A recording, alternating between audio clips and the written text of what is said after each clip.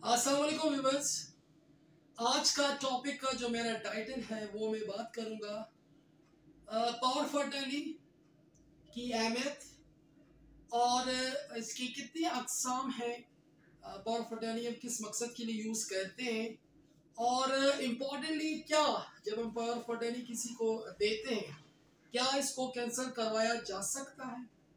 तो इन तमाम पॉइंट्स पे मैं बात करूंगा, आप मेरे साथ रहें।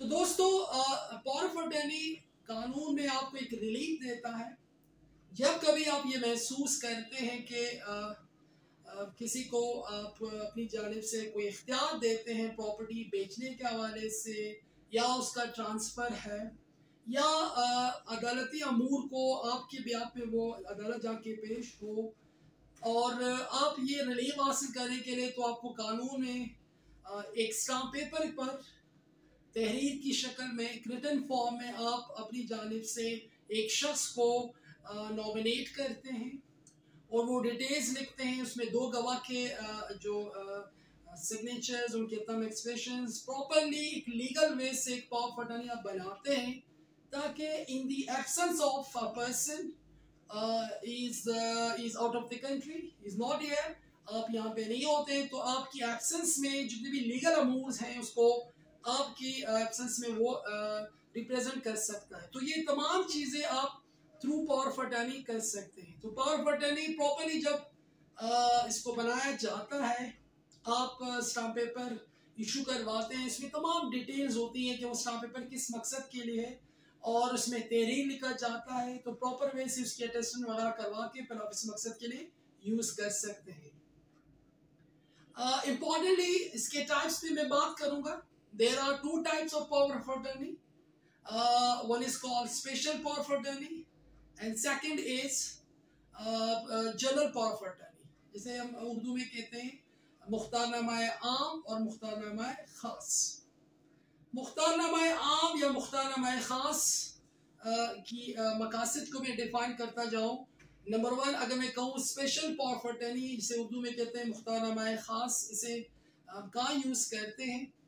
ये मुख्तारनामा है, जो स्पेशल मुख्तारनामा है वो पर्टिकुलरली आप उसमें एक मकसद के लिए इसे बनाते हैं और फॉर एग्जांपल उसका मकसद आप कहते हो कि ये अदालती अमूर हैं, फलाना शख्स मेरे ब्याह में वो प्रेजेंट कर सकता है, या उसको आप ये इख्तियार देते हो कोई प्रॉपर्टी बेचने के लिए, आपकी गाड़ी है, आपका कार है, व्हाटएवर जो आप उसको कहते हैं कि इसको बेच सकें, तो उसमें पर्टिकुलरली आप एक चीज़ को डिफाइन करते हैं।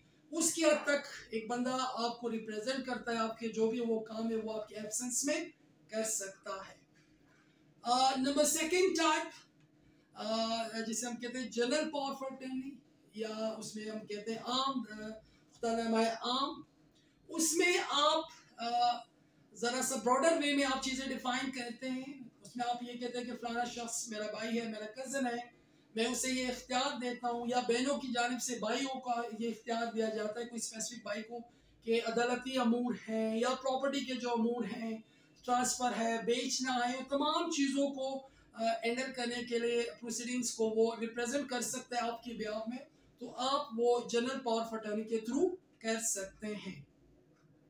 अब क्वेश्चन अराइज होता है, दोस्त अक्सर पूछते हैं क्या पावर ऑफ अटर्नी को कैंसिल करवाया जा सकता है। तो इसका जवाब है यस, व्हाई नॉट। यकीनन जब आप ये समझते हैं जिस बंदे को आपने पावर ऑफ अटर्नी दी है is not going according to law, उसकी इंटेंशन नेगेटिव है, रॉन्गफुली यूज करता है, या जिस अमूर के लिए आप, जिस मकसद के लिए आपने उसको वो पावर ऑफ अटर्नी बना के दी उसमें वो इंटरेस्ट नहीं ले रहा, तो ये तमाम चीज़ें जब आप फील करते हैं, महसूस करते हैं, तो आपके पास कानून में एक इख्तियार है कि आप जिस तरह आपने उसको पावर ऑफ अटर्नी दी है उसी तरह आप उससे दोबारा वो इख्तियार ले सकते हैं।